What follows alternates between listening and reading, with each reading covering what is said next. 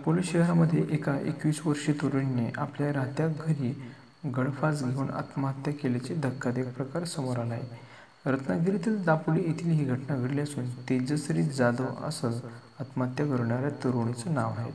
तेजश्रीनं प्रेम प्रकरणातून आत्महत्या केल्याचा प्राथमिक अंदाज वर्तवण्यात येत आहे, मात्र तिच्या आत्महत्येमागची आणखी काही कारणे आहेत का या दिशेने पोलीस यंत्रणा तपास करीत आहे।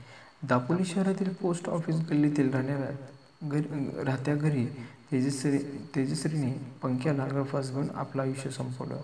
रविवारी 31 मार्चला संध्याकाळी 5 वाजण्याच्या सुमारास तिनं आत्महत्या केल्याची माहिती समोर आली आहे। घरात कोणीही नसताना पाहून तेजश्रीने आपली जीवनयात्रा संपवल्याचं सांगितलं जात आहे। तेजश्री अतिशय मनमिळाऊ आणि गुणी मुलगी असल्याचं परिसरातील अनेक नागरिकांनी सांगितलं। तिच्या मृत्यूने परिसरात मात्र हळहळ व्यक्त होत आहे।